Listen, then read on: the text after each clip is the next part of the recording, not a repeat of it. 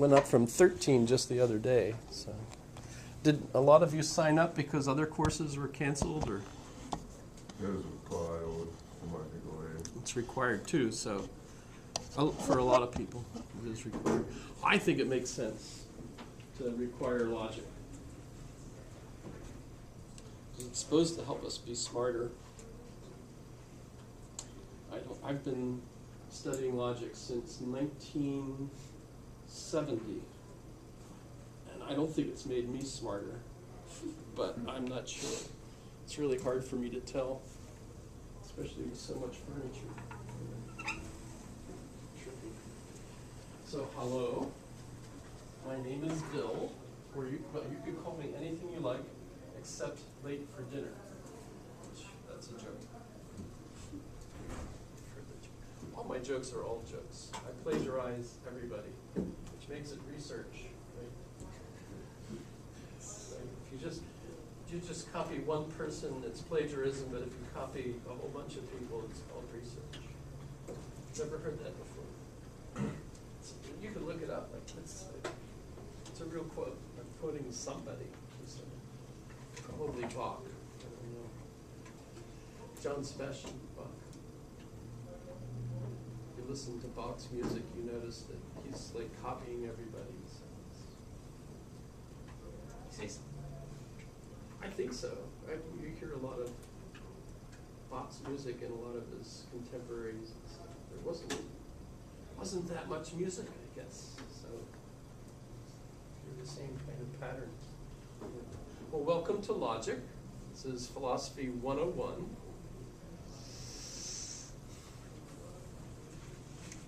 And I think it's a good course. It should be fun.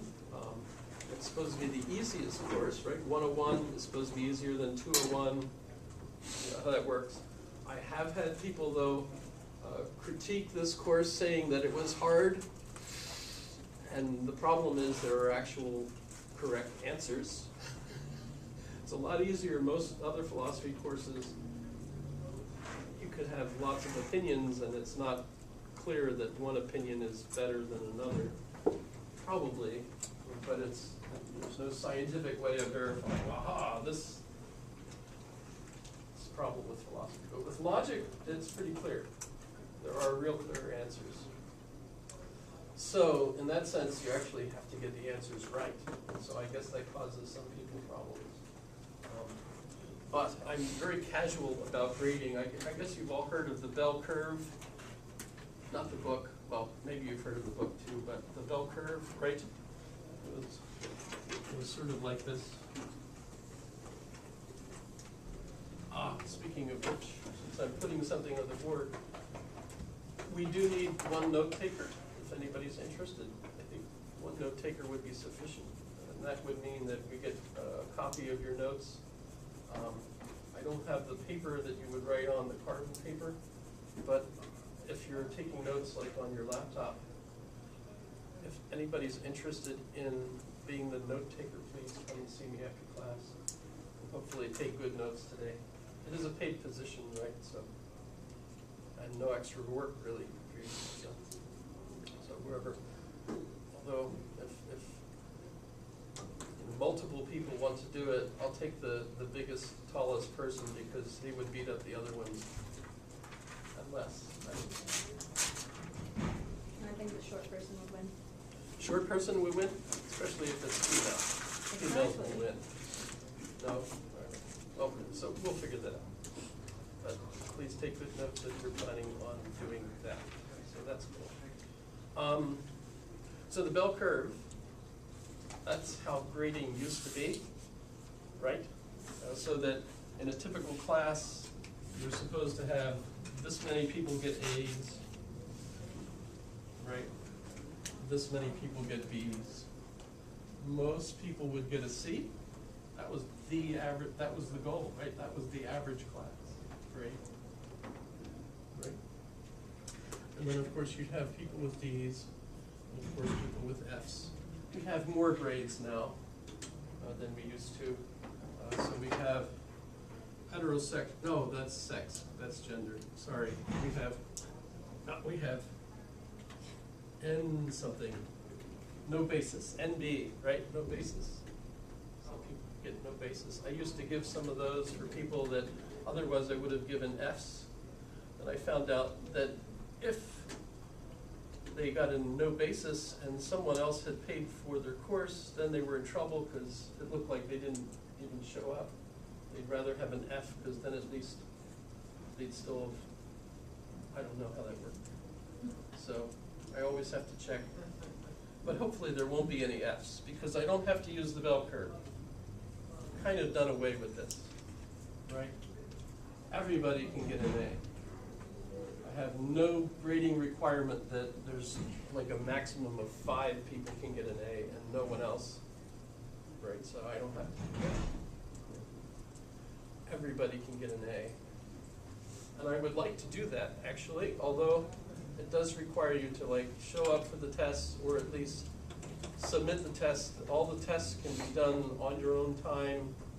You don't have I have them posted as having a certain time limit. We could do that, but if you're not finished in the time limit, you could always take it home and give me your work later. That's fine.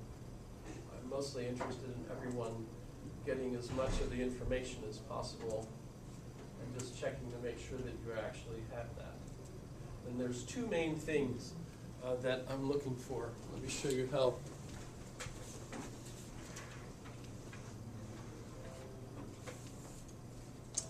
So I don't give out paper. I have everything posted on my website, which is a UAA website. I've had it since 1995. So that's, I think I've got something like 10,000 different pages. So I don't even remember where they all are, but they're there. So you're welcome, of course, to go to my website. Notice that the address is WSJAMISON, which is my name. Same as my email address, but the web page is at .uaa.alaska.edu. My email address is just WSJAMISON@alaska.edu, right? So they changed it. We don't have the .uaa in the email anymore. Is the link for this in Blackboard or? This is just on the web, so you Right. don't have to go through Blackboard, but Okay. but if you go to the syllabus, which is on Blackboard, There's. it's on my syllabus. Okay. So you don't have to write anything Thank down. you.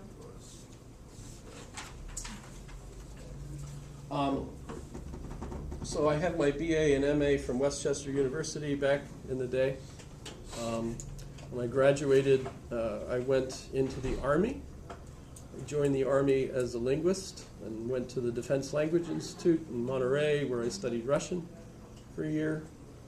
Got my qualification in Russian. Later on, I also passed in German and French, hence my curiosity about Sally's song in other languages. It's just fun.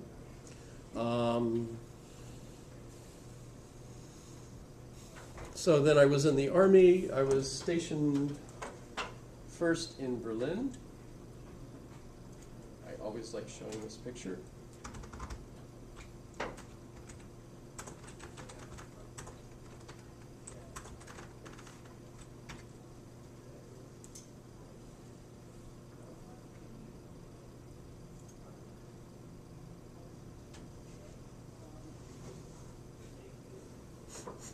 I won't ask you what you think that looks like.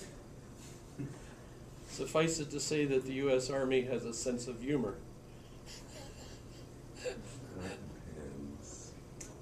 I could see Poland from my house.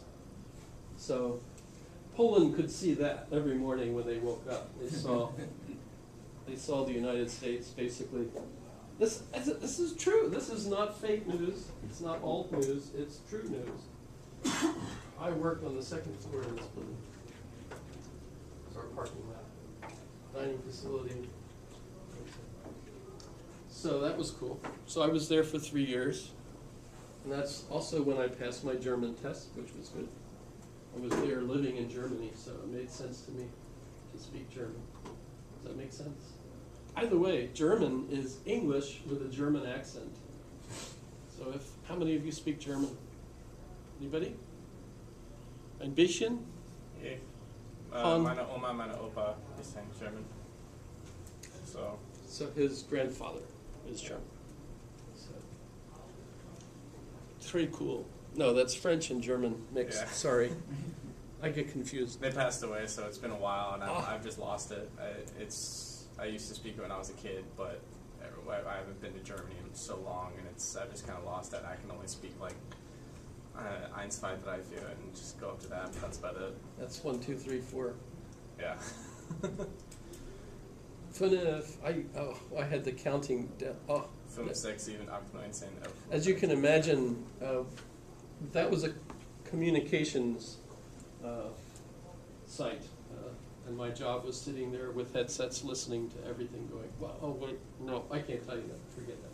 Forget it. I'm not the president. I can't give away secrets.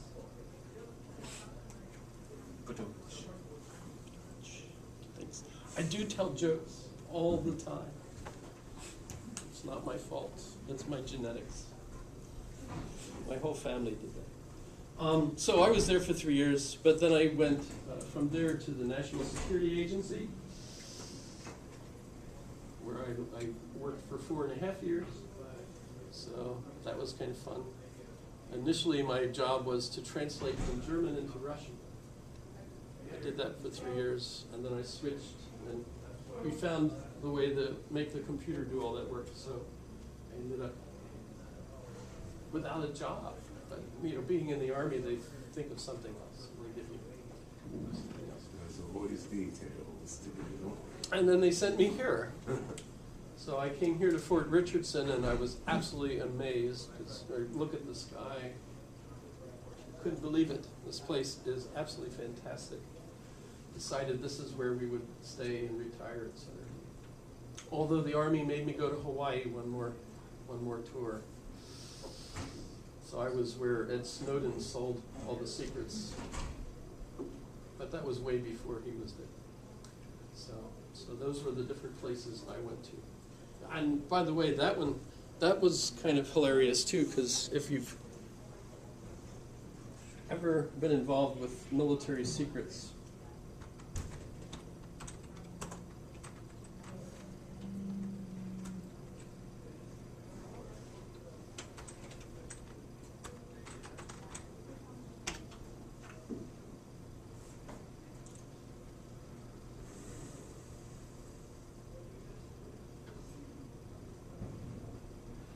so this is the tunnel that you enter. But this is the facility, I think, up. Wait, is that it?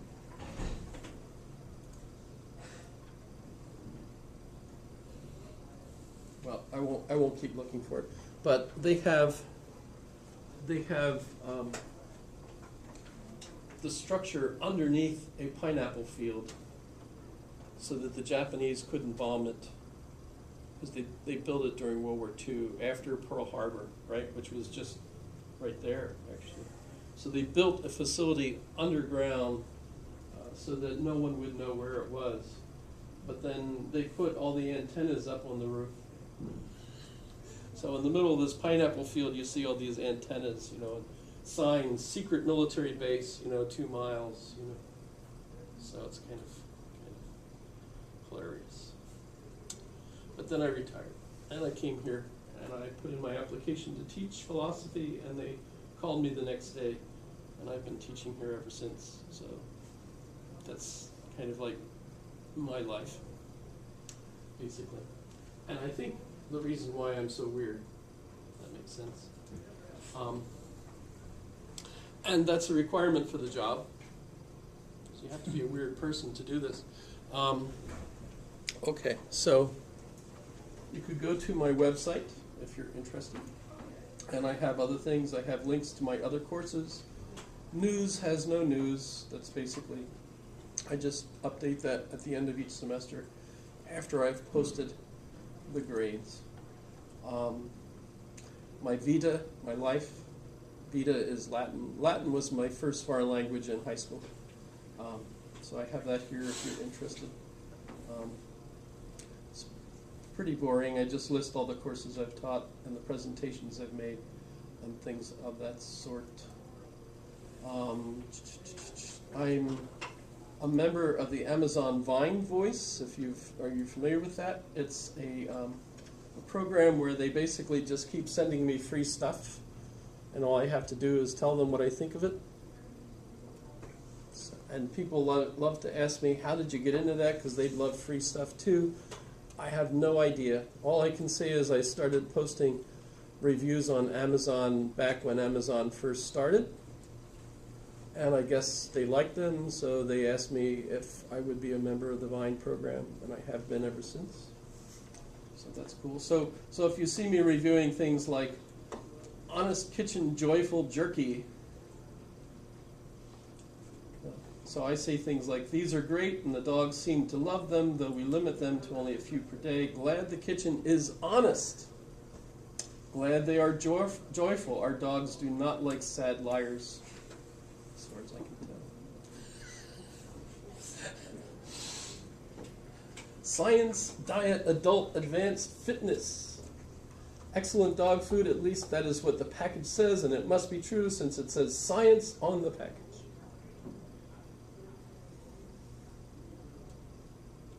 Just kidding, of course. The ingredients look impeccable, but the proof is in the pudding. The dogs hate it, so it must be good for them. And I ask, why can't they make pizza in a bag for dogs? So yes, I do all sorts of weird things. This is a philosophy book. So I'm on Amazon Vine. I post links to things that I think are interesting. But I don't think anybody needs to go to those. You could always just Google whatever you're interested in. I also have, we're required to have a bibliography at the end of every syllabus for course books that you might be interested in. Rather than doing that, I just have one bibliography that's posted on the web. So if you're interested in Books I Am, you could go look there. Although I don't really update it very often, etc. I'm on Facebook. I don't know if any of you have ever heard of Facebook. If you are on Facebook, you're welcome to friend me on Facebook. That would be fun. I'm amazed by the whole thing.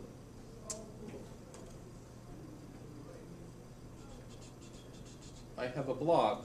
You might want to know about the blog because I'm planning on posting these videos. Notice I'm making a video of this class, especially for there are a couple people that are missing the first class.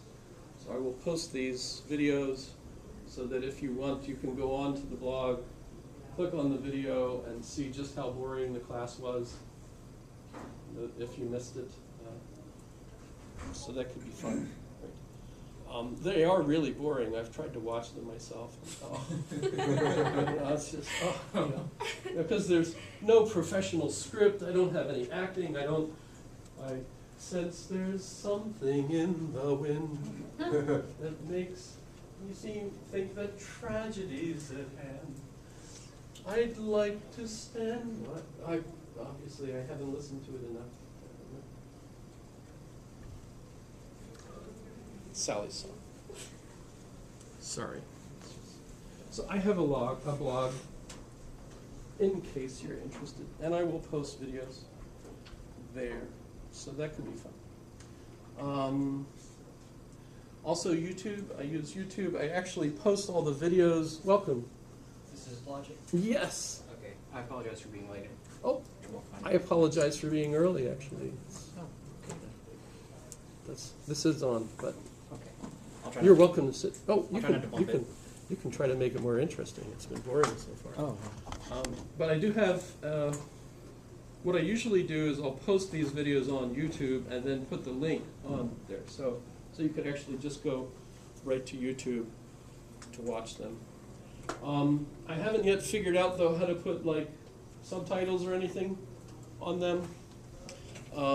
It's also interesting because notice I had Sally's song playing. YouTube will email me and say, hey, you're plagiarizing such and such. because, right, they'll notice, they have sort of a version of Shazam, so they know what things I'm playing in the classroom, but they've never insisted that I actually cut anything off.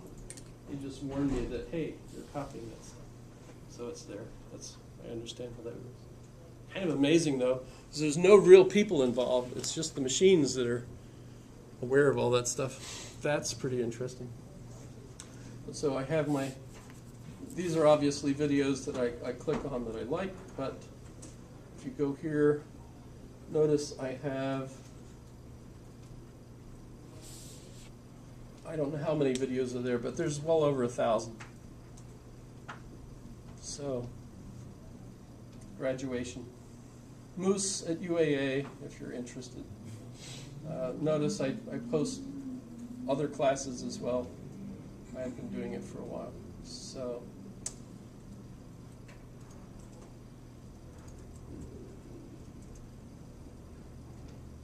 okay.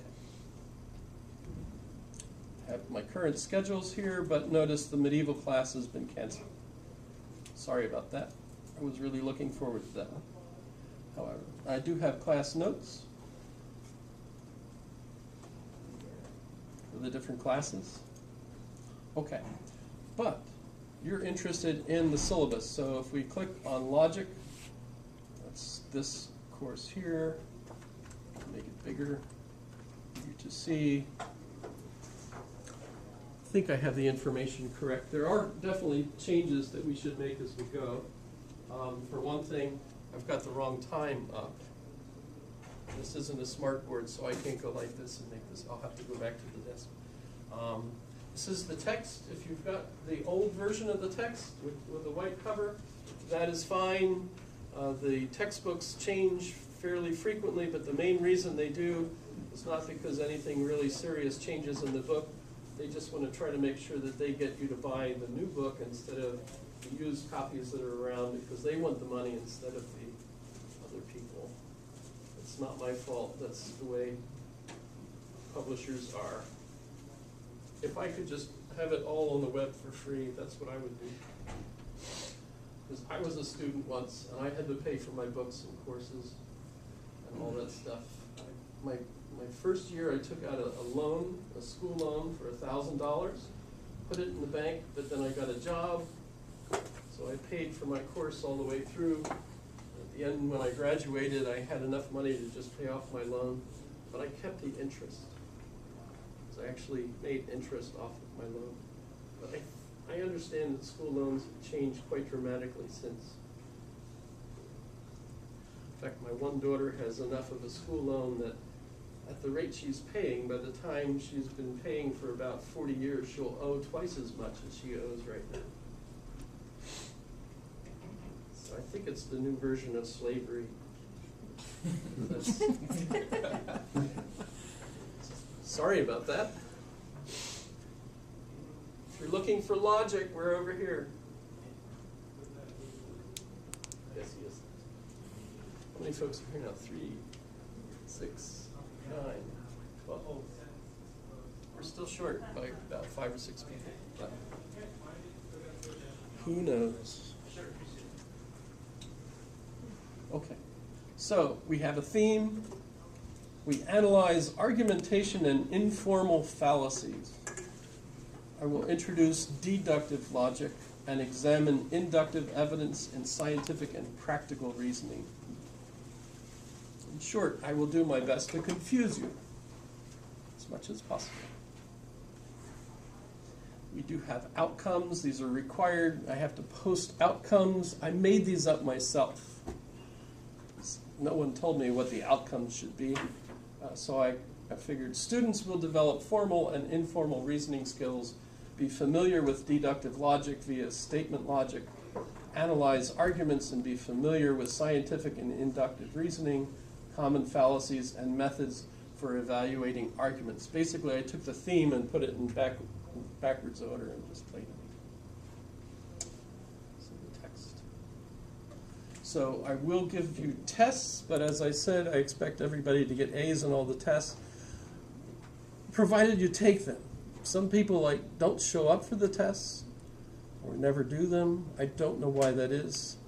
So the people that typically end up getting an F in the course are the people that signed up for the course, show up once or twice, and then stop coming, don't drop the course, and then never email me back or anything else. So please don't do that. If for any reason you need to drop the course, make sure you've done it.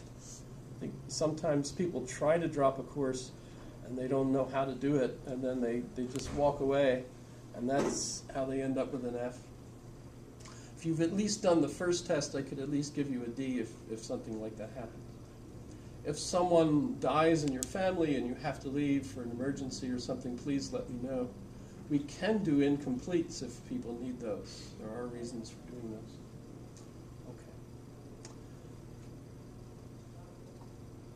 Okay, so the book is separated into 4 different sections the way I read it. The first section is about language and logic in general. The second section, which is really from, I think, chapter 4 through 7, maybe it's just 4 or 5 and 6, is about Aristotelian syllogistic logic, which is the foundation of Western logical thinking. Still today, it's in fact the reason why colleges, universities usually talk about going Greek. The main reason we go Greek isn't because, of course, we go and start learning how to speak Greek,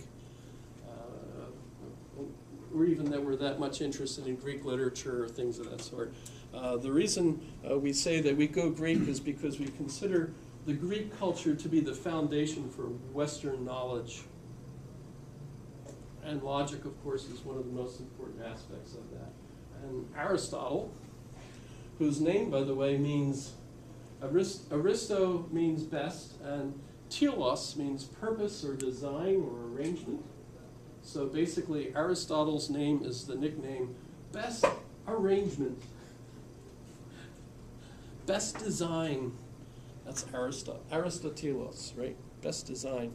So I don't know. Did his mom figure he was going to come up with the best logic scheme, and so I'll call him best logic, or did that name get given to him because his system was so good? Is it a nickname? Never be able to find out the answer to that one, I suppose. By the way, that's the case with all of the great philosophers from Greece. All of their names basically give you a clue to the basic philosophy that they held. It's kind of amazing if you try to do that. Parmenides, for example, so para means two, mena means unchanging ideas. So Parmenides, 2 unchanging ideas, and Parmenides' main concern was how the universe could be one thing. You absolutely have to believe the universe is one thing. On the other hand, it's full of many things, so how could it be both one and many? Confused the heck out of the Greeks. So Parmenides, literally, the name is the same as his main concern in philosophy. So very curious why all their names seems Aristophanes, Aristoi best, Phanes is show, right? Why was Aristophanes Aristophanes? Why was he so famous? He won the best show 2 years in a row. His plays. Hey guys, why are their names such a perfect match? I don't know. Nobody knows. Nobody knows why that is, but that's cool. Okay, so the first part of the book is all about language and logic. It's so ambiguous that I do have a test posted. It's pasted too, but it's also posted. So where's test 1? So test 1 is already posted.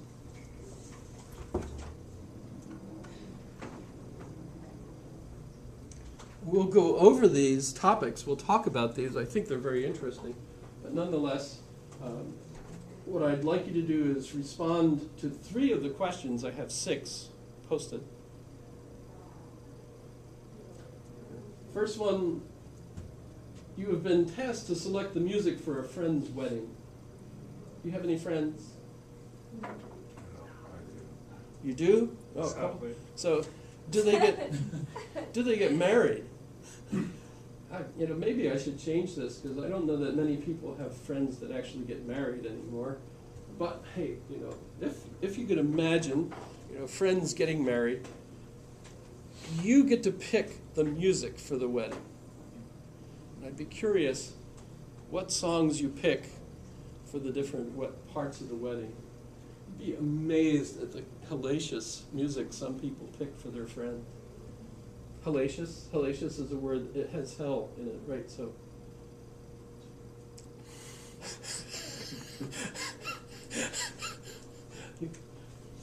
But that's not a bad, hellacious is not a bad word, right? I don't know. I don't think so. Yeah. But you get hell is a bad word, Right. but hellacious is okay. Right? And by the way, mentioning hell like that is not using hell. Right? It is mentioning hell. Right? And you can mention a word without being in trouble. It's when you use the word, like, if somebody does something, you go, that would be bad. You can mention words. So it's a use versus. It really is. She's looking at me like, I don't believe a word you're saying.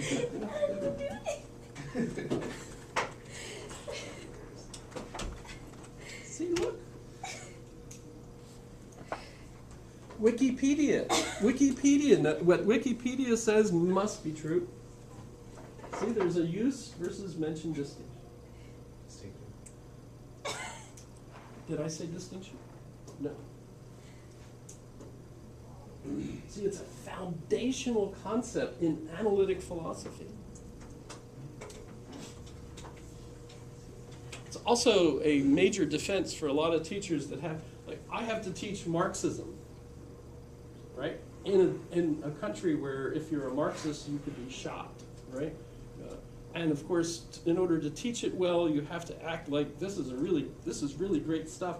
So when I do Marx, I actually have to act like I'd make a great communist, But no, actually not. So. Oh my God, it's flipping. Hello? I haven't seen this one. Hi, I'm teaching class right now. Do you want to say hello? Hi. She says hi. Hello. Can I call you later? Okay. Thanks. Bye. Right on time. I haven't seen flip film level. That was pretty cool, wasn't it?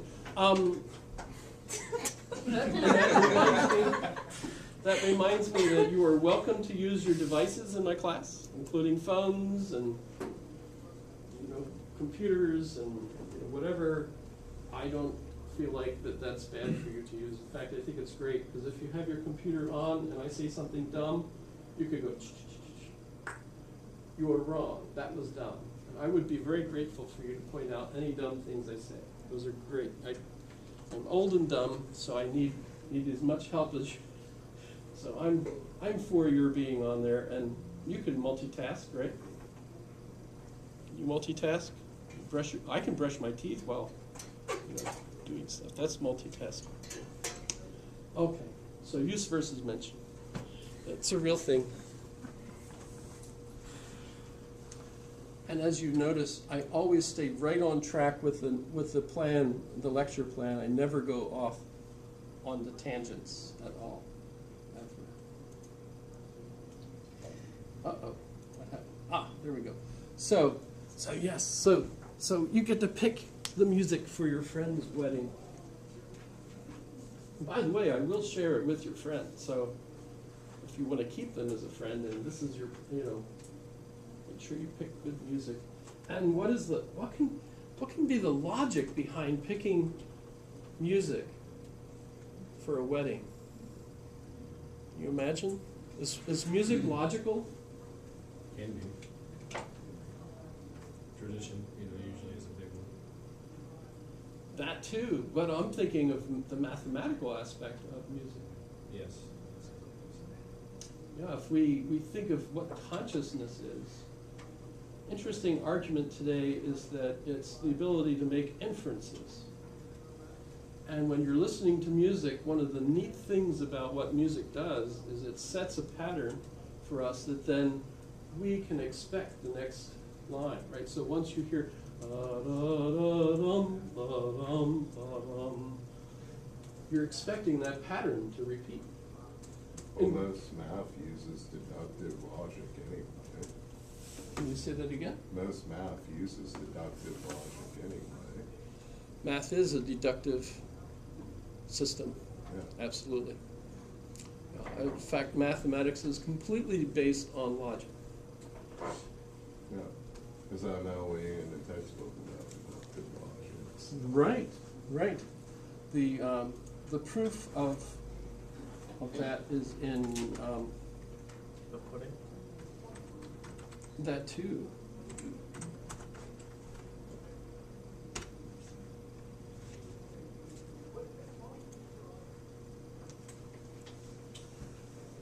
By the way, I don't have term papers, but if you do in any of your essays want to footnote things, which is fine.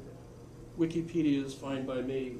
Wikipedia is an encyclopedia that's based on the democracy principle. So it seems to me for you to be a teacher and feel that Wikipedia is an inappropriate resource to list is anti-democratic.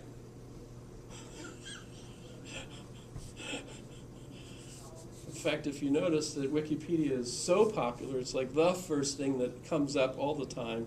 It's because everybody uses it all the time. Yes, we do fight over the content on pages.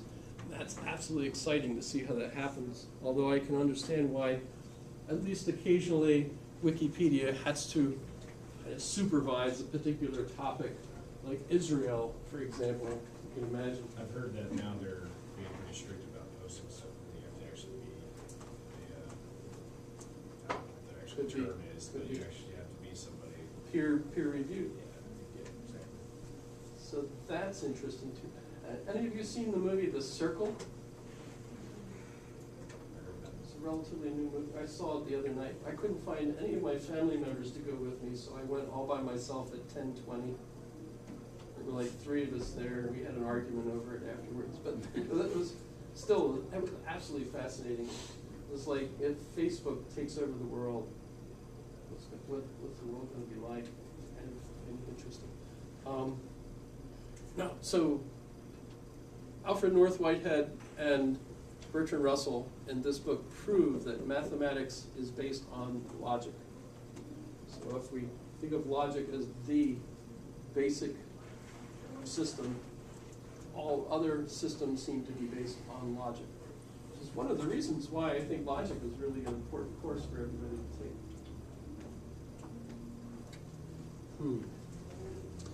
So that was a squirrel too. I was kidding when I said I'm always right on. Okay, so music, first one.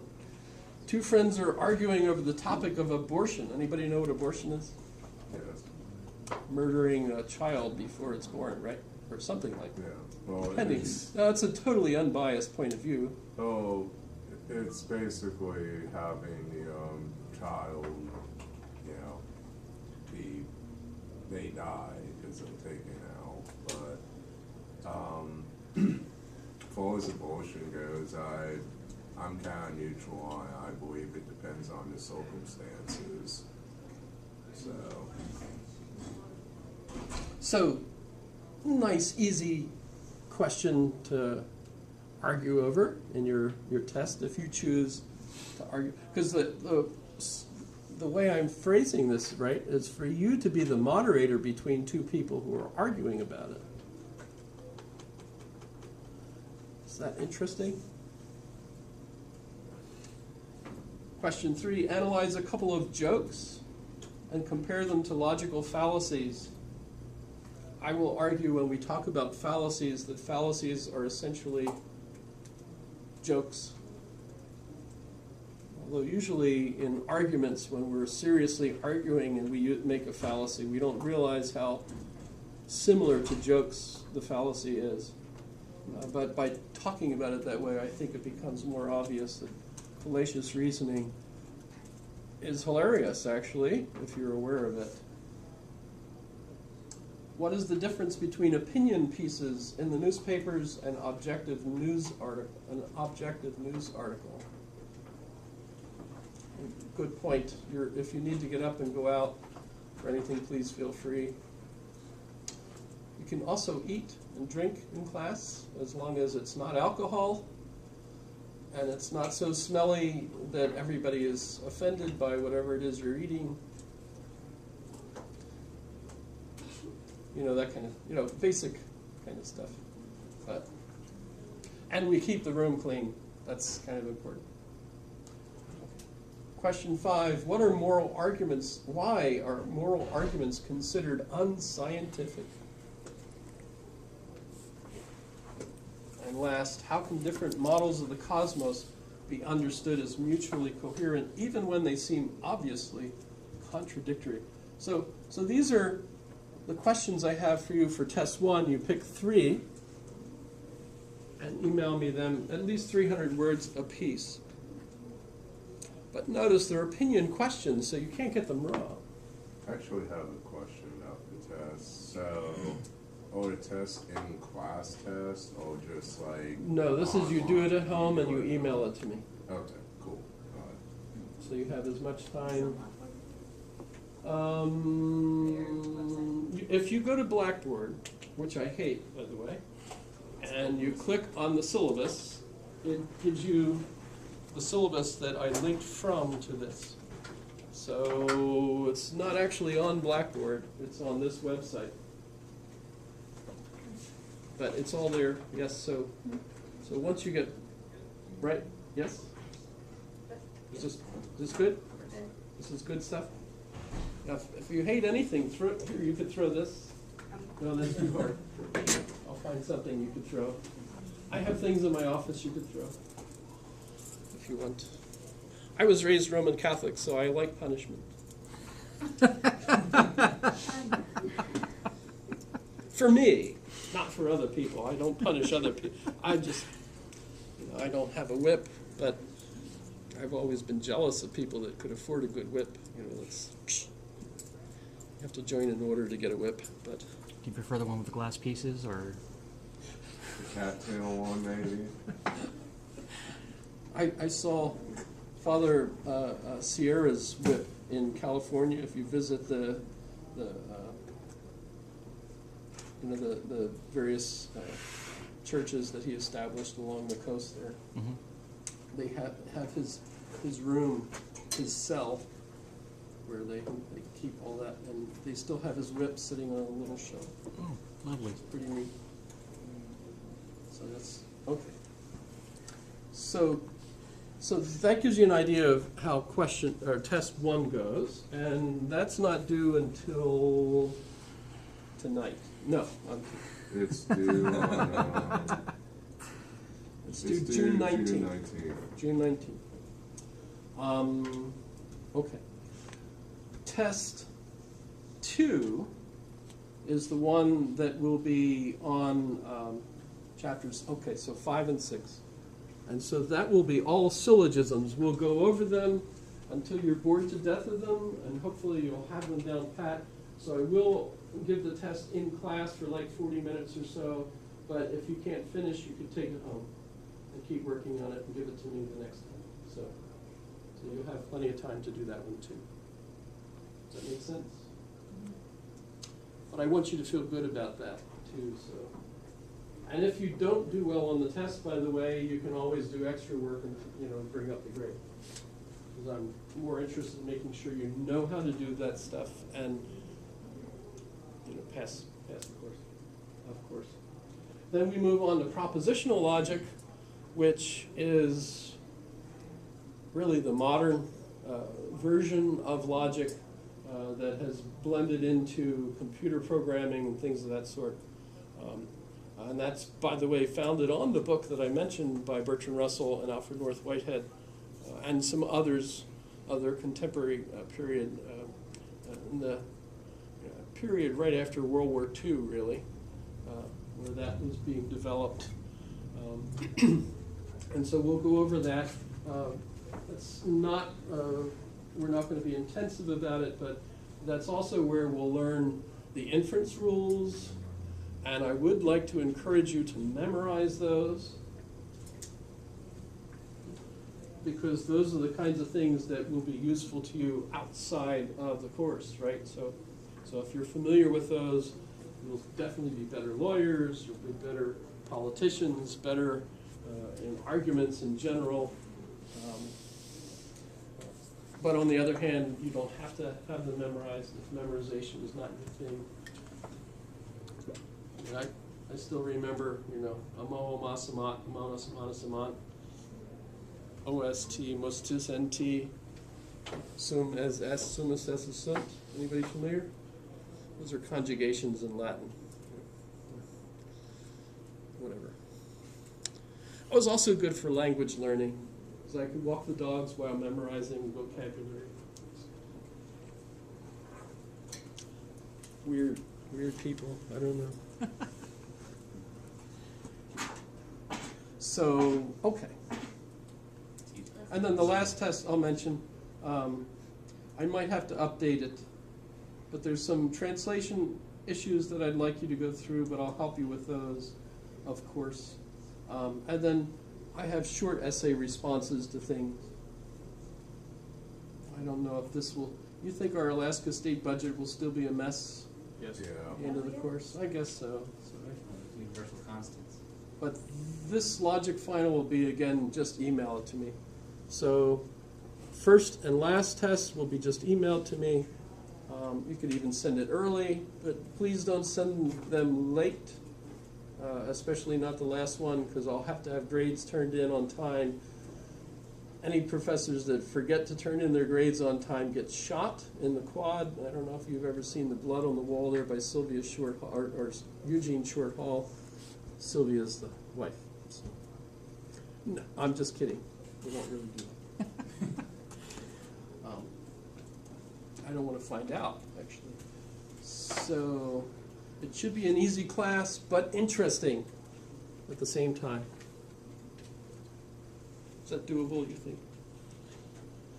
So, what's intelligence?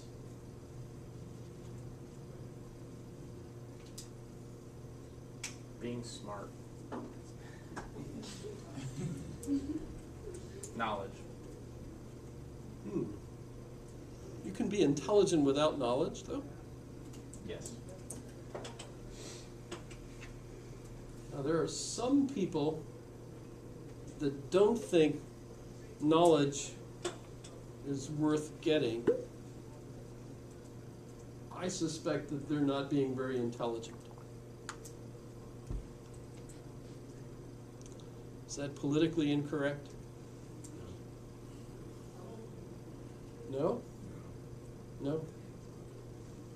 Probably is, but I've got it made. I'm in a room full of people that have already opted to try to get some knowledge, so they're here.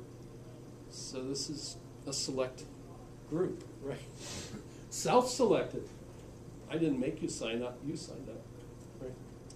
So what is intelligence? How many folks have heard of Charles Murray? Half a person. Half a person heard, maybe. Half a person, right? Nobody who's heard of Charles Murray? Okay, that's all right. Let me show you Charles Murray.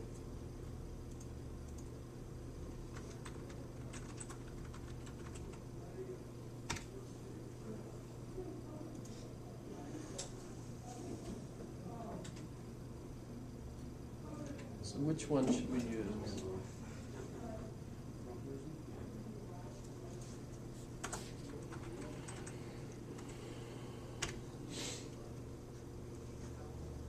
Ooh, okay.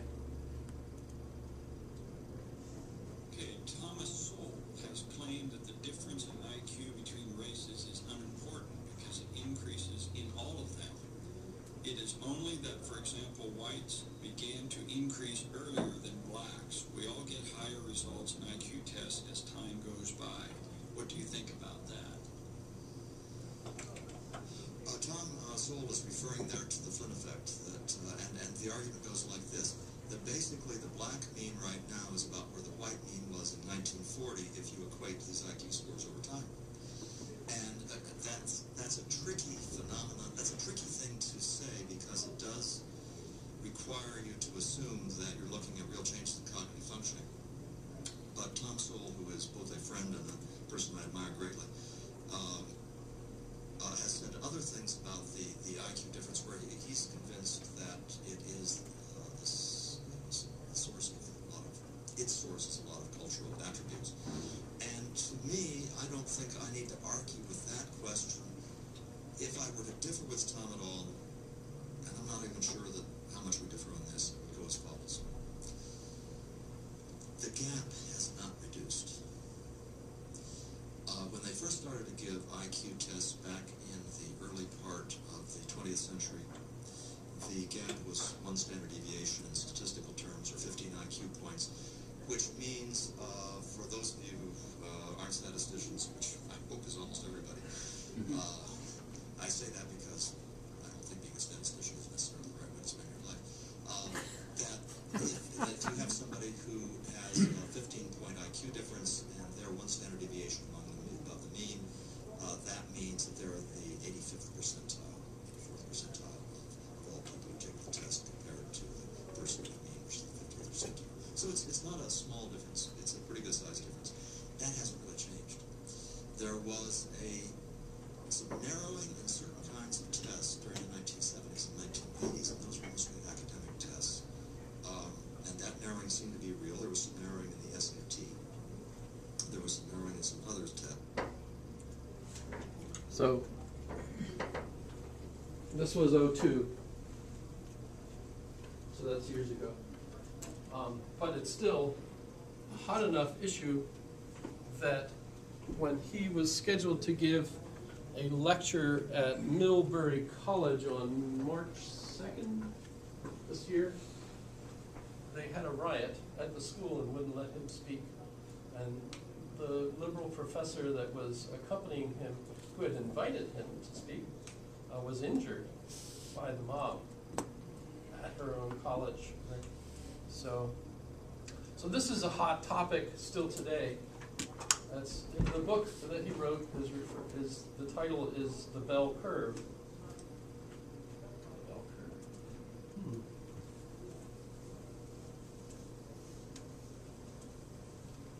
And what he's arguing about there is to say that if you look at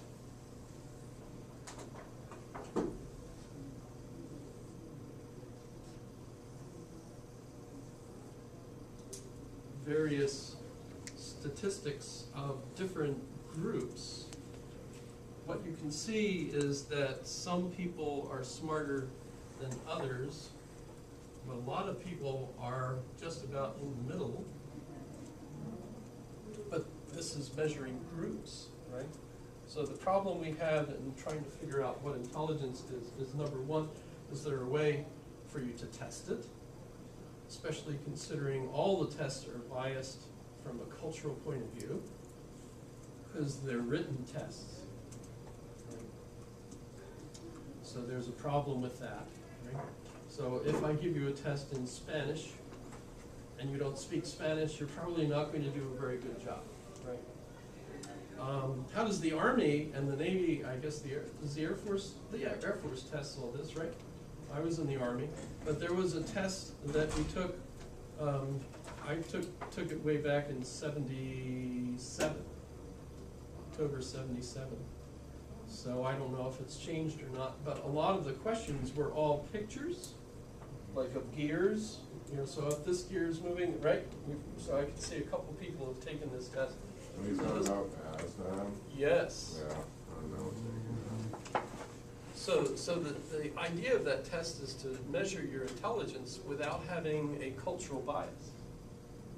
Well, there's still cultural bias, because you have to know what pictures are. You have to know that that's supposed to be a gear. How many, there are I'm sure, some cultures that don't have ears. Right. Well, okay, so what is intelligence, otherwise known as N? What is N? Well, and can it be measured? You know, that's another issue, right? So it seems clear that there is such a thing as N, but we're very, it's very difficult for us to figure out exactly how to measure it. But they also will argue that people that score high, have a high general IQ, right, that they will be good at a bunch of things, better than people that score lower. So it's like so this intelligence overlaps other things. Right? But the other issues, of course, are environmental. So what sort of things do you need to do in order to keep your brain healthy? What's the best exercise for your brain? It's an important one, but exercise, physical exercise, aerobic Reading. exercise. Waiting helps, like weeding things of vegetables. Waiting? Weeding, like weeding things of vegetables. Oh, waiting. No, like a book, weeding. Oh, reading. Like during Reading. the break, I was reading works by Voltaire because he's interesting. Yeah, reading is absolutely helpful, but probably not absolutely necessary. Although in our culture, reading, I think, is a really important thing. But you can be intelligent in other places where they don't even have books, right? No, the one thing that's absolutely going to help your brain is aerobic exercise, which, as you can see, is not the sort of thing that I do a whole lot of. Although, when I retired from the Army in '94, I said to myself, because I was self-referential back then, I will continue to do PT. You know what? That didn't even happen one day. Did not even happen one day. Turns out that I need other people for my discipline to work. But I do have a Fitbit, so I do keep track of my steps.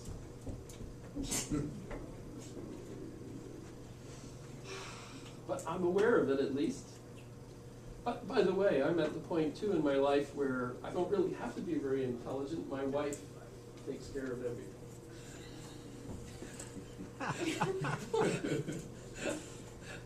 Well, that's true actually. I mean, I've got it made in the shade. Even Amazon gives me stuff for free. You know, what the heck? You know, what the heck? I just have to show up, basically. And they pay me. You know, it's amazing. Actually, they pay my wife, right? She gets all the money. Which, by the way, is how I recommend it be. I haven't said anything about being female. And females are generally smarter than males. It's just, you can't really say that in front of the guys. It's true. In fact, what I recommend to young males is marry the smartest woman that will have you, and then do what she says. It's like the saying goes, happy wife, happy life. Well, that's pretty hard, because even though men getting married and staying married, and that's important. Like I've got some friends that have divorced a couple times, and that's one surefire way of diluting your money. But if you stay married, you will live longer, you will be wealthier, you will be happier, all the good things in life, basically. So it's really good for the male.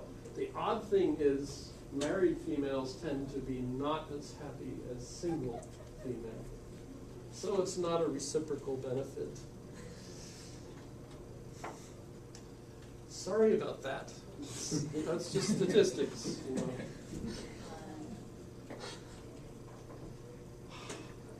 The bad thing is that suggests that the women that do marry are not the smartest women. Because if the smartest women want to stay happy, they don't marry, which means that most males are being taken care of by women that are not as smart as the other women. So I don't know. Is that a leap? Something. It could be. It could be that if you ask them early enough and they say yes because they think it would be a good deal, and then they're stuck. By the time they realize, oh crap, I could have been single, now it's too late, right? Because you've got, you know, Nanny, Mo, and Jack.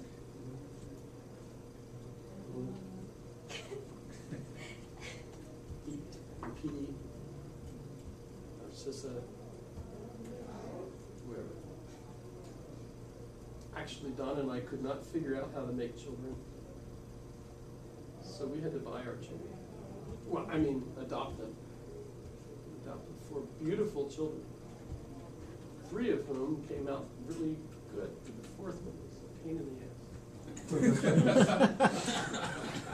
Oh, I actually used that word that time. Sorry. When I say that, I'm usually not really. I just pretend. Oh, so, why do I bring up intelligence? Studying logic is supposed to help you become more intelligent. So if we think about environmental factors, reading, as you said, absolutely an important part of our current environment. And it's an interesting issue because fewer people are reading long texts. And that's really a problem. Younger people tend to have a higher IQ. That's called the Flynn effect. He mentioned that, by the way, just briefly. But that's from James Flynn, who's an intelligence analyst, actually is retired. I've emailed him actually several times. When they had the fire down in New Zealand, I emailed him and asked if he was okay. Apparently New Zealand's much bigger than I thought. But he's getting old enough that he misspells his words in his emails. He's in his late 70s. But James Flynn, pretty interesting guy, pretty interesting theories.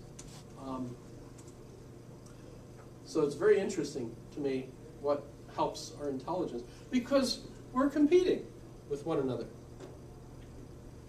Does that agree? We're in competition with other people for jobs, for money, for spouses, for practically everything. We compete.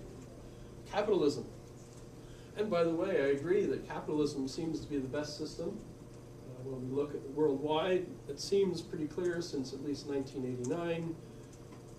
There's no real competition with capitalism as far as human societies, how they're structured. It seems to have won. Right? We look at places that are still having serious difficulties. Venezuela is one. North Korea is another. There's other places, you know, like the Middle East. When we look at the places that are having trouble, they do not have free market capitalism, nor do they have a representative democracy, modern democracy. How many of you would like to move to a place where they're blowing people up? No one. Right? I've already been to Afghanistan twice. I don't say that I'm going back. Not interested. Precisely. Not interested in Rather going not go back. Yeah. Screw that place. Manchester, you heard, they had an explosion at a concert right? today. Mhm. Yeah, 19 people, yeah, I saw that, at a concert. For what? Yeah. 19 people killed, 40 injured? Right, it was at least 19 people so far, so they, Yeah. I don't see them injured or anything else. I like it here, actually. So, physically, however, aerobics is really important. Diet is important. You need protein. I'm not sure about vegan diets. I know, basically vegans are starving themselves to death, which actually seems to be good for you in moderation. If you feed mice less food, they live longer. But you do still have to feed them, right? So if you feed them no food, they won't live very long, obviously, right? So diet is absolutely important. Stimulation is important. Avoiding pollutants. I don't think moving to Beijing, where you have to walk around with a face mask to avoid inhaling all the smog, is a really good idea. Smoking cigarettes, maybe nicotine is great for you, by the way. It might actually help memory, but guess what? If you're inhaling the tar and other ingredients, that's not going to be good for you if you've seen pictures of what lungs look like. Plus, it's decreasing the oxygen that goes to your brain. And we need the oxygen in order to think. So that's obviously an issue, right? So avoiding pollutants, including other kinds of chemicals in your environment. Lead, absolutely avoid lead. That kind of other toxins in the environment. Mercury, things of that sort. That's pretty scary because we know that we're getting a lot of these pollutants into our food chain. So how do you make sure that you're eating healthy food? Wow, pretty serious stuff. We have a problem living in Alaska because Alaska is so far up on the globe that the sunlight that we get here does not allow us to manufacture vitamin D. And you need vitamin D for your health for multiple reasons, right? So what we have to, now if you were a native of Alaska and you ate the subsistence foods, you ingested a lot of vitamin D through the fish that you ate, right? But by the way, just because you're native, if you're not eating the native foods, that means you're having a vitamin D deficiency just like anyone else that's moved here. So ingest vitamin D.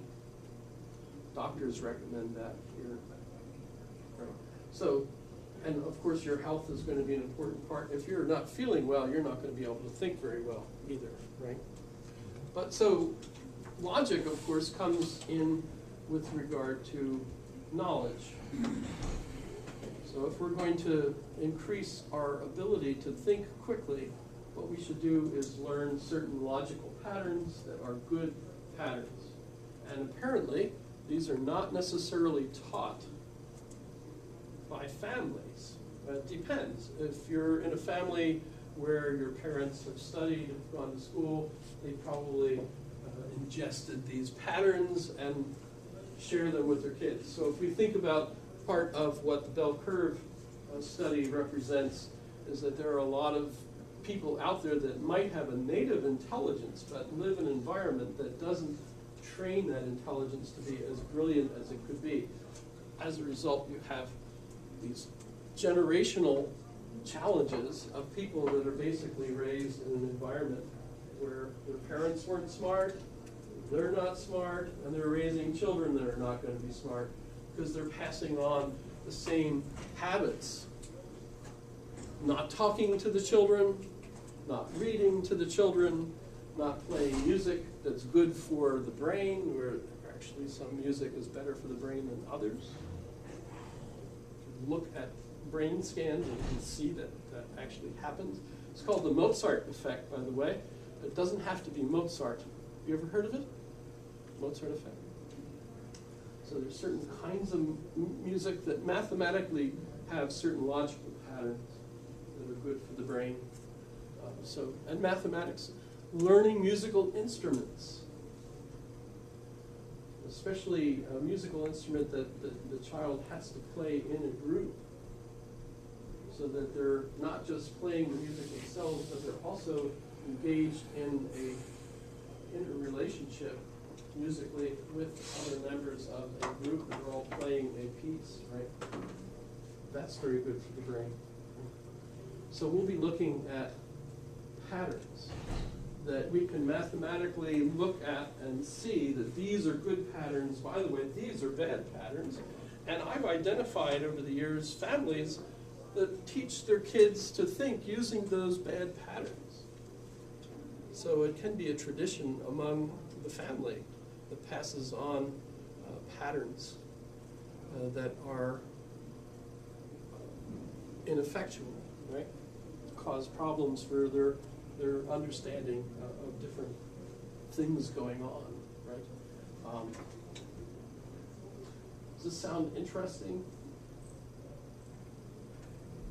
Well, some of the stuff we're talking about, hold up, because I'm a psychology major, so. So you're crazy already. Oh, wait. Every psychology major I've ever met has been crazy.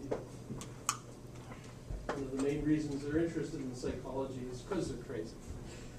They want to find out more about why am I so crazy, right? This is true. That makes sense. I got into philosophy because when I went to college, first off, the main reason I went to college was because I didn't want to go to seminary. Because senior year of high school, I found out about sex. Not in a practical sense, but I found out that there were people that were not male. I was in an all-boys high school, with 3,000 of us. And so obviously I didn't come into contact with females. But I did see them across, there was another school that was across the way that was full of about the same number of girls. And they wore different clothes. It looked really different.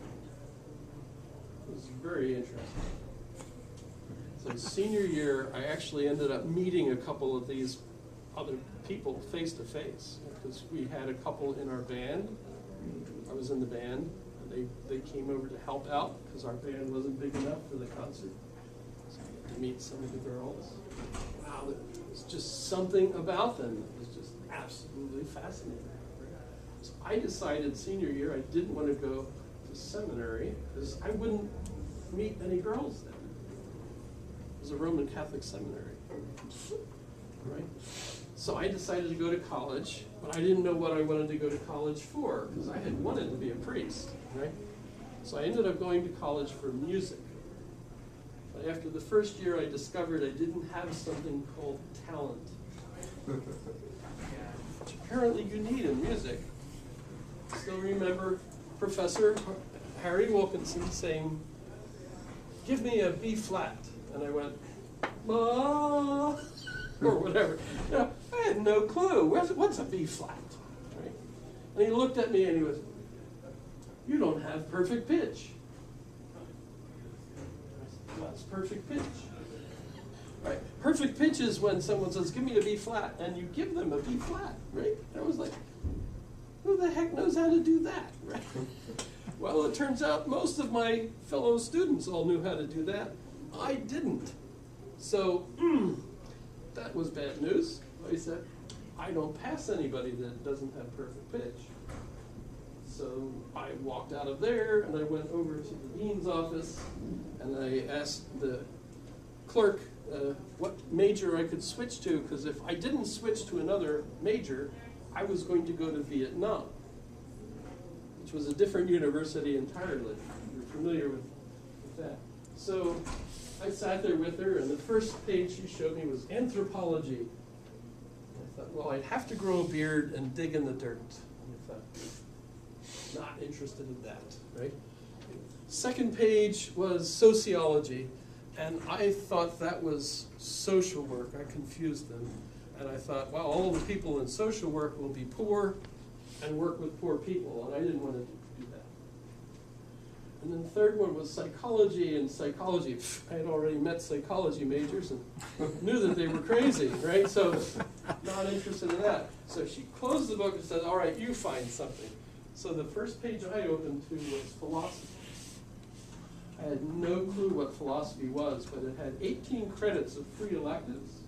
So I thought, aha, I'll switch to philosophy and then use all these free electives to find out what I do like, and then I'll switch again. Right? So that's what I was going to do. So she signed me up for philosophy, which back then meant she had to call the philosophy department and say, I'm sending him over.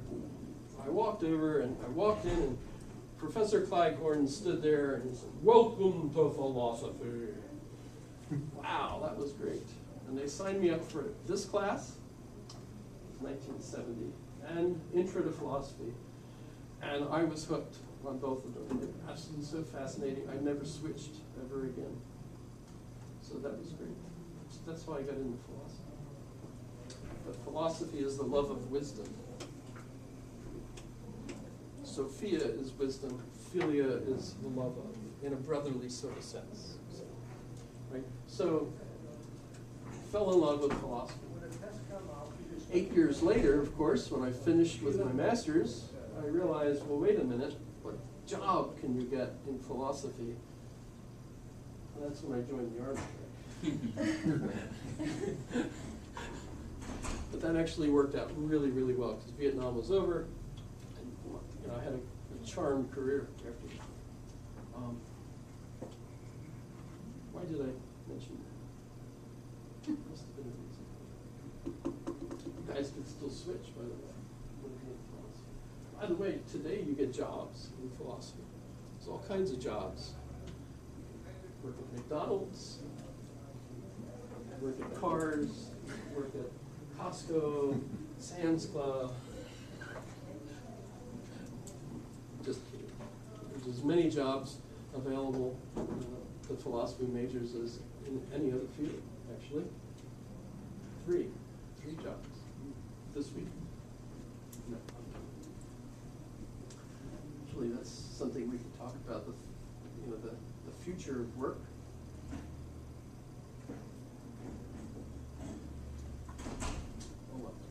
Okay. So, we should take breaks. We start at 5:30. And we're supposed to go through till 10 o'clock. Would you guys actually survive that? No? Well, we can tell jokes. We can watch videos that will be hilarious. I'll sing and dance, although you've already discovered I have no talent. Sorry about that. What else? The reason we're scheduled as long as we are is we have 10 meetings, right? We are not meeting next week, by the way, right? Everybody notice? That's a holiday. Right? But we are scheduled to meet 10 times. Or is it 9 times? I didn't count. I think it's 10. And if you figure we're normally supposed to have 15 weeks, right? What they've had to do, of course, is give us the 2 classes that we would normally have each week, plus 1/5 more of 2 classes. Right? So that's why we have so much time together each Monday night, right? But I don't want to kill anybody either, because it's against my contract. I'm not supposed to. It's line 3, paragraph 2. Okay, so let's actually look at the book. Or should we take a break first? Feel like taking a break first? It's up to you. I'm cool with that. Okay, well, let's look at the book.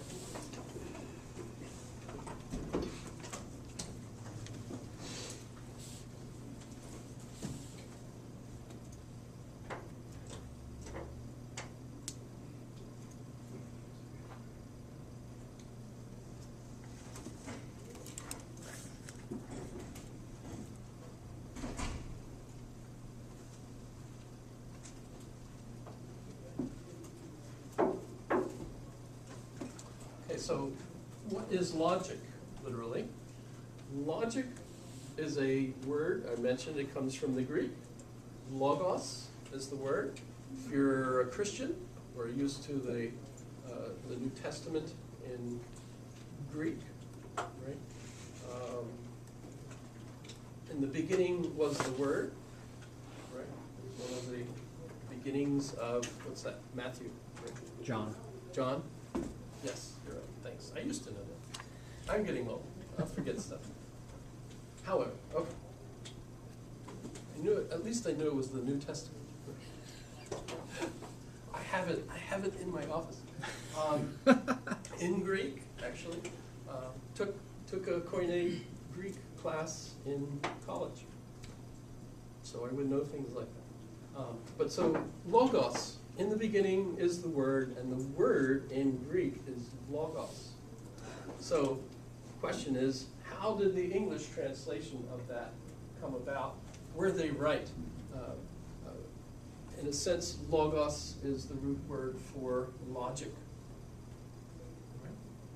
So does it mean that we're studying the nature of words? In a sense, I would think that we're really thinking about stuff that makes words even function, so it's deeper than words itself, right? It's the way the universe actually works. Is the universe logical, right? Can you have this cup in this place and in this place at the same time and in the same respect? It seems like you can't, right? It seems like it has to be in only one place. When physicists get to the question of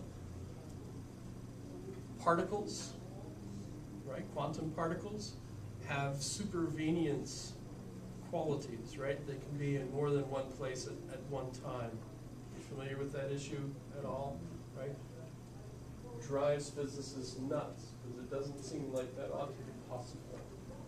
And they're trying to figure out how it could be possible. Yet it seems to be at the heart of the relationship that Einstein didn't like, where he said that it creates spooky action at a distance, right? Familiar with that? Einstein, Albert Einstein. Einstein means one mug. Einstein, right? One mug. So it's just, yeah. Most names are absolutely hilarious, kind of amazing. I don't know if anybody know a guy named Todd Laporte. If you ever meet him, I guess he's a lawyer in town still. I don't know. I met him years ago. Todd Laporte. Todd is German for death, and Laporte is French for door. So when he introduced himself to me as Todd Laporte, I was like, get out of here.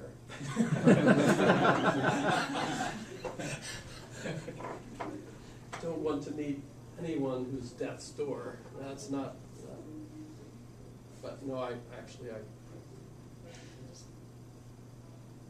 shook his hand. Scary though.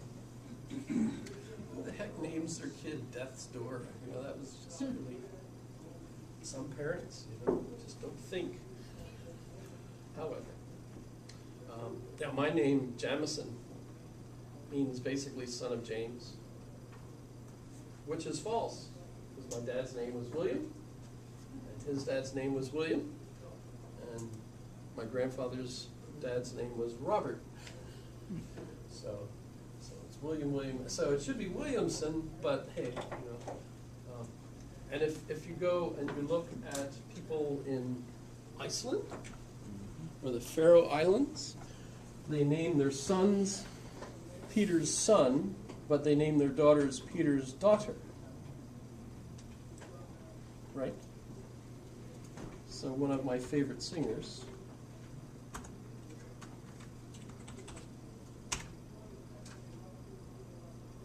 is Ivor. And notice her name is Pal's daughter.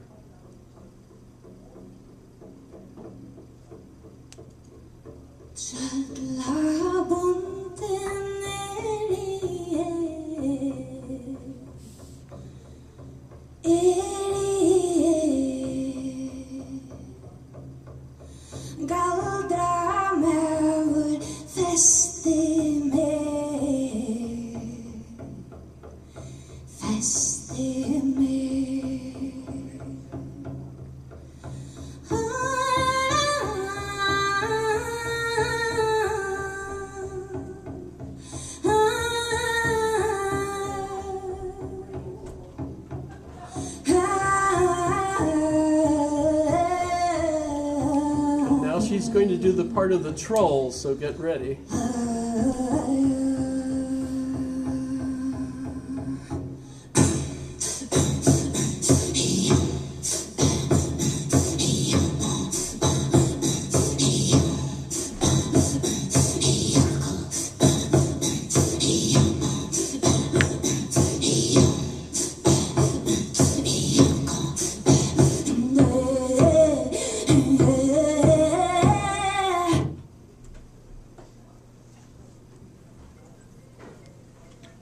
Trollabunden, girl being captured by the troll. That's what is a troll?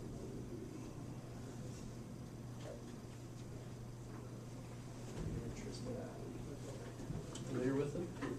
It's a much different legend. Yeah, it's a different legend. It's interesting, by the way, she's from the Faroe Islands. So this is a Faroe Island song.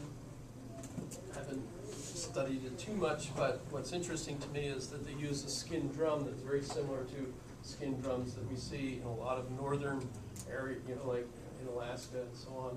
So it's very interesting that the kinds of stories, the kind of songs, the kind of patterns, roughly the same in those general areas. So that's kind of interesting.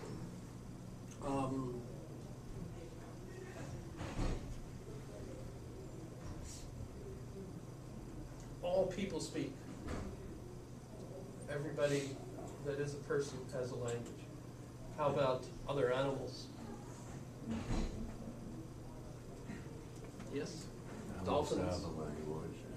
Who? Dogs? Animals have a language. Animals have a Like language, my yes. cat has a language. Meow. Exactly. Yeah. I love their musical, actually. Cats. Great music. We're going to get along really well, although I hate cats. I That's love all right. cats, but I hate. So that's a problem. There's some cats that I like, other cats that I think are. So my cat's more like a dog as well. That's Yeah, it's pretty like a dog in cat's body, pretty much. Saw a comic the other day where the cat was sitting there listening to a dog, and the dog says to the cat, "It's a dog-eat-dog world," and the cat says, "I'm fine with that."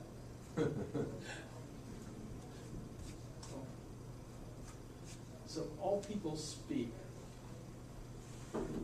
How many languages are there? A lot. A lot of different languages. I mean, What makes one language different from another? what was the pronunciation? I mean, How many languages do you speak? 3. Which three? English, Mandinka, and Wolof. Those are my native languages. So English is the language, Yeah. So it's like Mandinka and Wolof. Wolof. And where's Mandinka and Wolof from?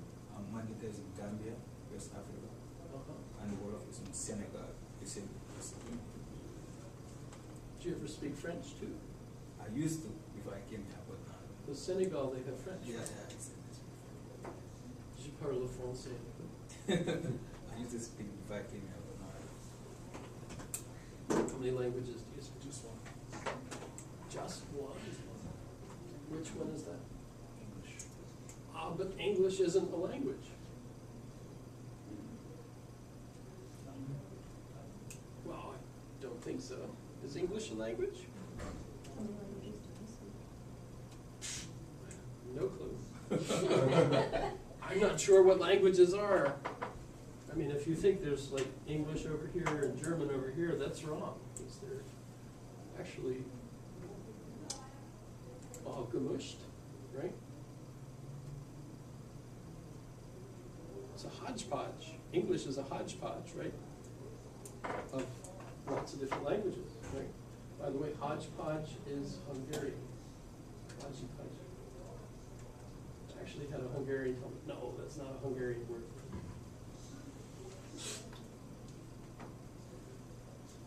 It's a mishmash, which is what? Yiddish, right? So, what I've read is that English is Germanic in structure, or Saxon in structure, but 80% of the vocabulary is French.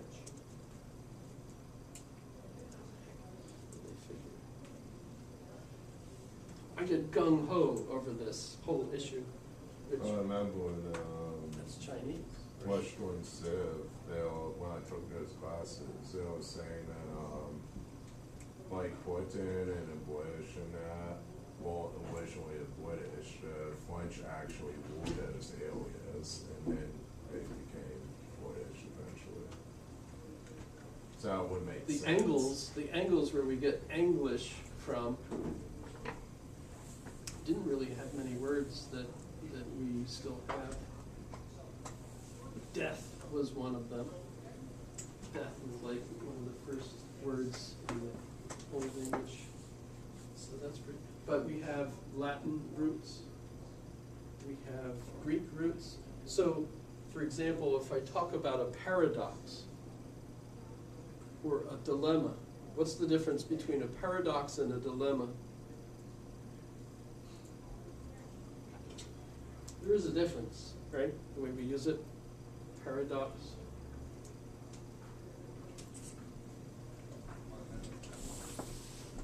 Para means two, doxa, so two, doxology, things you have to believe, right? So it's Greek for two things we have to believe. A dilemma is Latin for two things you have to believe.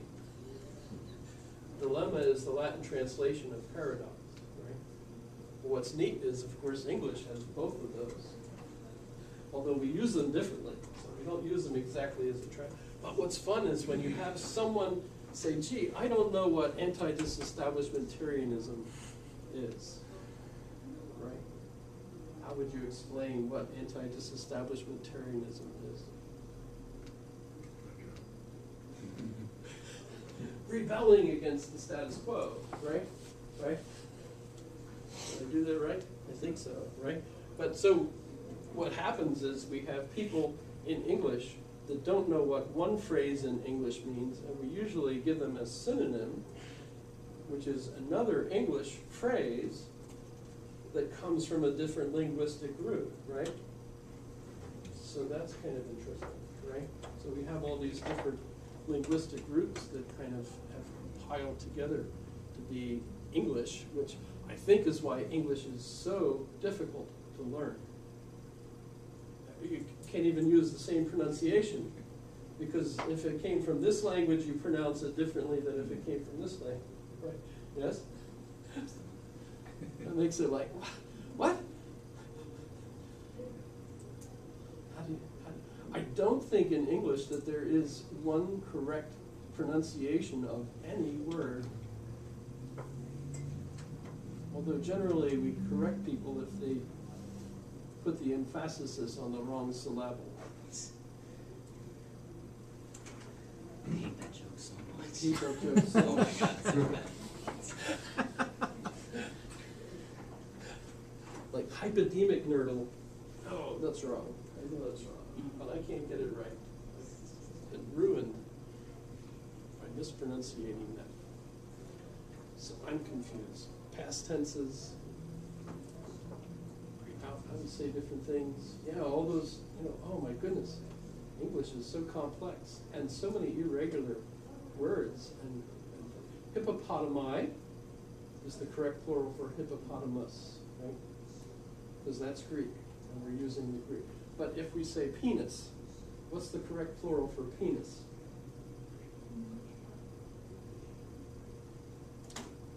And was that a bad question to ask a class? I mean, I've heard penises and peni. Right, but what's the right answer? We don't know what more than one penis is. I feel like it would depend upon the system of grammar within which you were operating. It's not my fault. It's not Just my saying. fault. Yeah, I'm just saying. There is a right answer, but it depends upon the context. That's true. It's, you'll have someone actually say, it's penises, because it's, and then they give you an explanation which no sense in the first place. I think it's kind of like you know, common parlance would be like penis is, but more Octopus, octopi. I've never heard octopuses though. but from the same people that say it's penises will tell you it's octopus. Probably, but like I've heard Pussies. penises before, but then I've heard like medical, like, you know, doctors, nurses say peni. So I think maybe it's a variation in not necessarily intellect, just well, I mean, like Upbringing or upbringing, or like you know, like with Italian, you have standard Italian, but then you have many different variations with Italian, Latin, different languages. German too. And I think it's the same way there. You have common parlance, penises, then you have And I was medical raised in parlance, Philly, peni. you know, so when we go back to Philly, I talk like this. And that's how English is there, right? You know, you talk this way, you know. Right. I go get cheeseburger. Yeah, so this is You American. want it with or without, you know? And if you go to New Orleans, can you understand anyone from New Orleans? New Orleans. Did I say it right? Nolans. Yeah, I think you're right. Or Tucky? Anybody from Tucky? Yep. So can you speak for us? Well, I'm from Meade County, and we don't have the southern drawl. We kind of we don't enunciate as well as we should, and we sometimes drop complete syllables. So if you ever watch like King of the Hill, that's how like King Howard speaks. So yeah.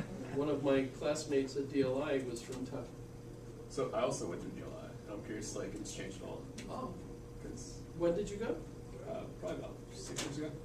Oh, well, I was there in 78. Right. 78, It's 79. changed a lot now. Like What was your language? Russian actually. Очень хорошо. Значит, мы можем говорить по-русски. Может быть, но я забил все. Уже?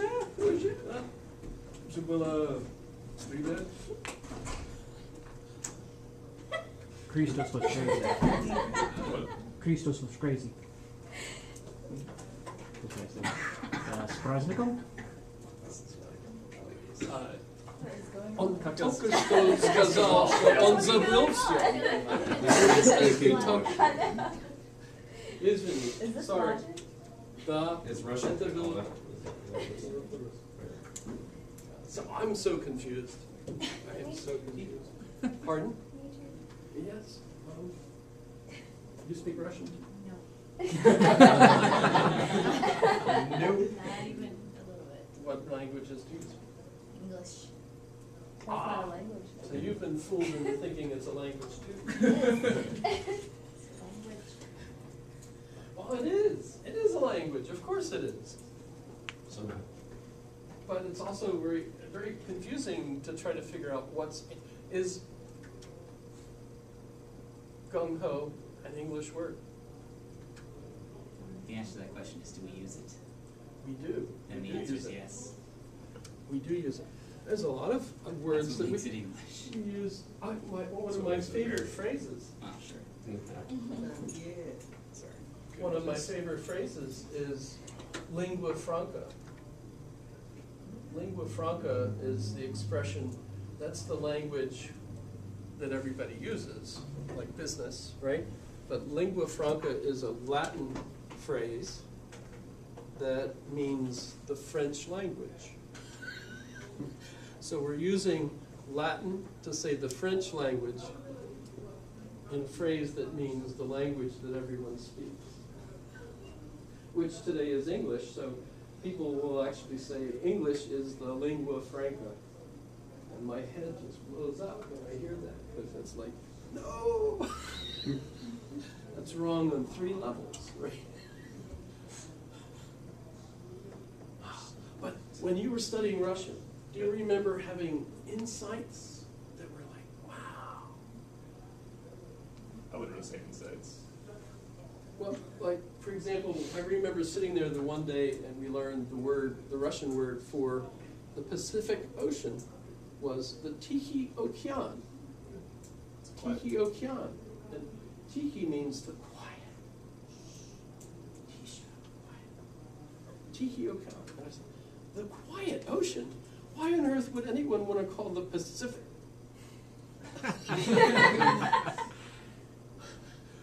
We call it the quiet ocean too.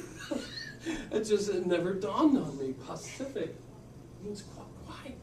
Why do you call that quiet? Actually, I had a sailor explain it to me that compared to the Atlantic, which has these kind of waves, the Pacific has these kinds of waves, so it's actually way Pacific compared to the Atlantic. But studying that other language. The other day I was reading A Life of Goethe by Rudy Safransky, and I came across this phrase, Einfluss. This learner had the Einfluss. So it's a German book, right? So I'm reading this and I get Einfluss, and it dawns on me that that's one flow. And right away I thought influence in English. Well, yeah, that's the translation. I mean, you can figure them out, right? But wow, so he had the influence, and influence is from the German Einfluss, so one river. So if someone influences you, they get you flowing the same, right, the same way. Wow, the same kind of impact. So, what's the connection between language and logic? Everyone speaks, in all these different languages, and there's a difference in their logic. Language structures are different. So, anyone from Samoa? No? You're not from Samoa. I figured that out. You're too skinny. Yeah, we can say that. I've had Samoan students who, so if I say all horses are animals, that's true? Everyone agrees all horses are animals? All animals are horses. That's kind of freaky world with the False, horse. right? No problem. You had no problem figuring that out, right? But guess what? I had a Samoan who could not see the difference between those two statements. For him, I was saying horses, animals, animals, horses. He was missing the arrow that the grammatical structure in that statement makes that says horses are in the set of things that are animals. But you couldn't say that animals are in the set of things that are horses because obviously the one set is the larger set, right? So there's a natural linguistic relationship in English between those kinds of sentences, which, by the way, there are only 4 kinds of statements that you can make that are true or false in English.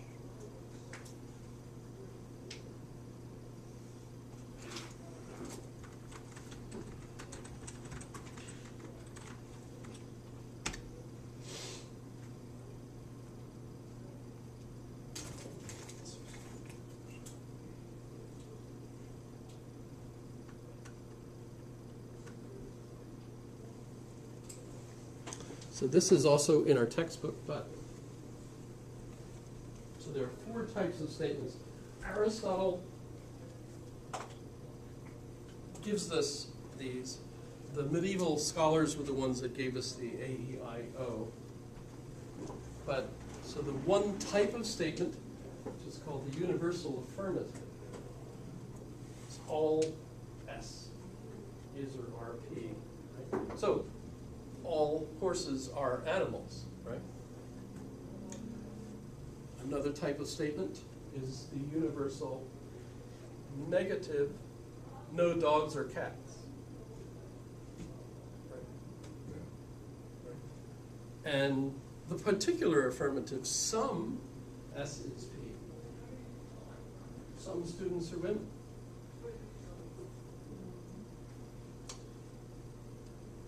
Particular negative, some students are not women. Right?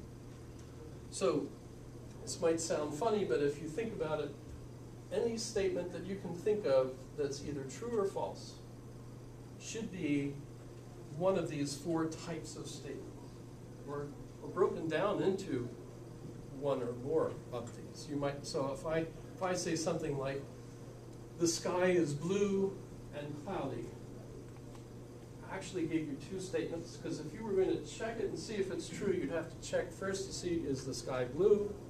Yes, it is. Is it cloudy? Yes, it is. So those two statements were both true. So it can be, of course, increasingly complex depending on the type of statement that you make. But when you get right down to it, we're trying to figure out if a statement is true or false. This is a cup. That's actually an A statement. It says everything that is this is a cup. By the way, if I snazz that up a little bit and I say this is a really cool cup, now it's neither true nor false.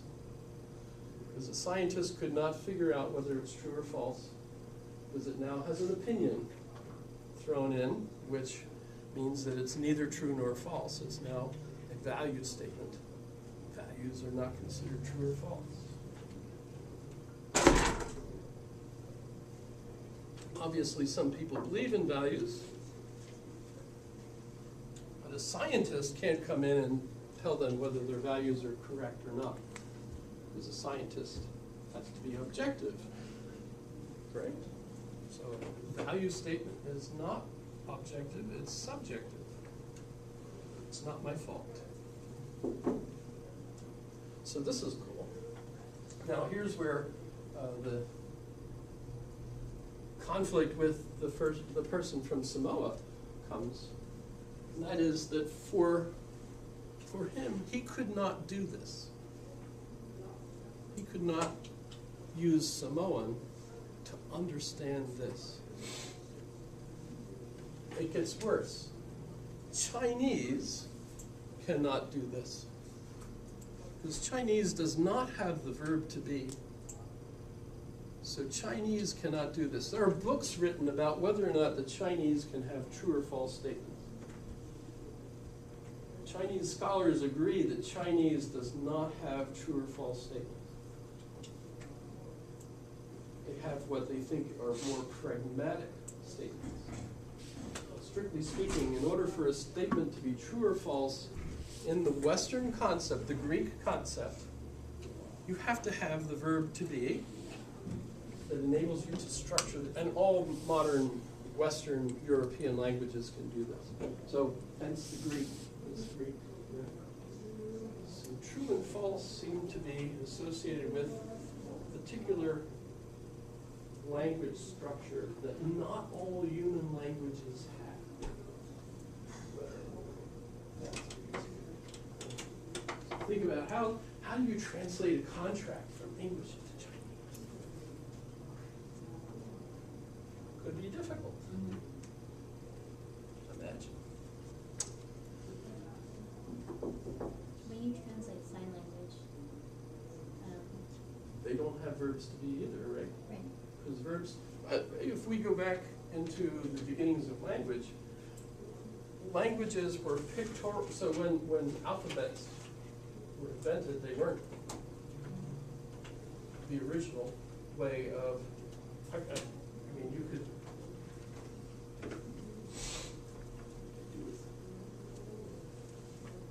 so you could have like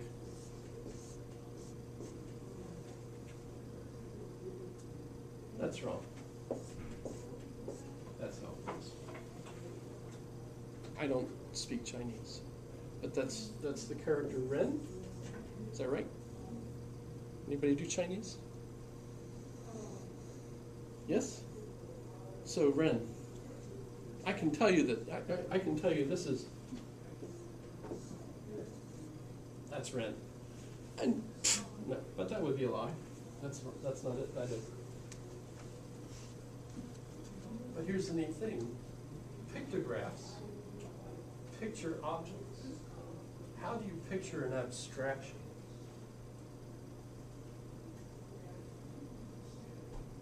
Like love.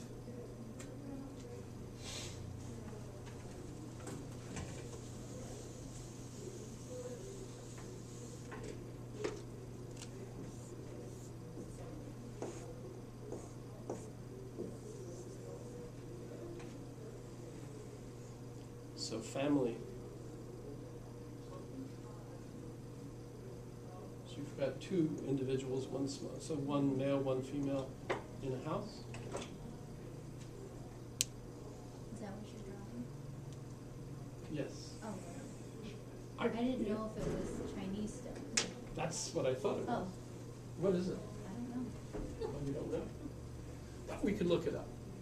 We actually have all the world's information right there. All we have to do is ask Ava. I mean, we haven't invented Ava yet. That's Ex Machina. You seen the movie? Ex Machina? Isn't she cool? Weird. Except for the stabbing. Oh, Yeah, I don't want to yeah. Sorry. Spoilers. Pardon? I didn't. Spoilers. Then, spoiler alert. Sorry. Forget that I said stabbing. No stabbing. It's unlikely.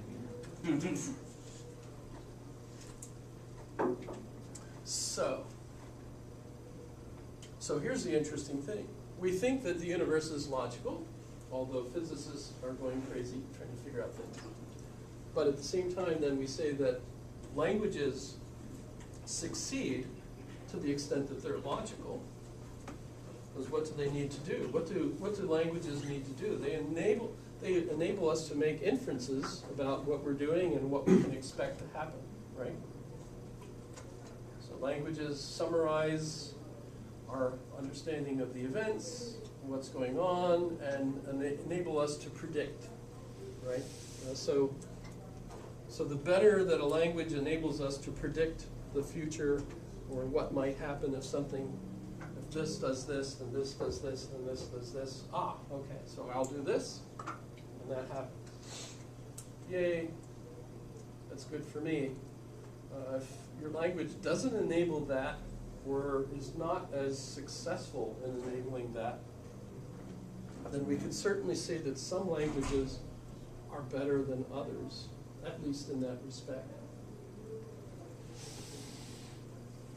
So we might say that one of the reasons why different cultures beat the crap out of other cultures is because of the language that has evolved among the people of that culture. Now, that's a horrible way of describing that, but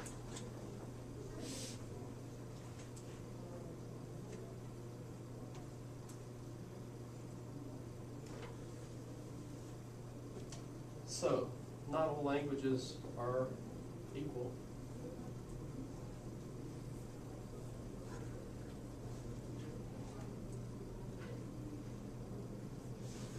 It's not my fault.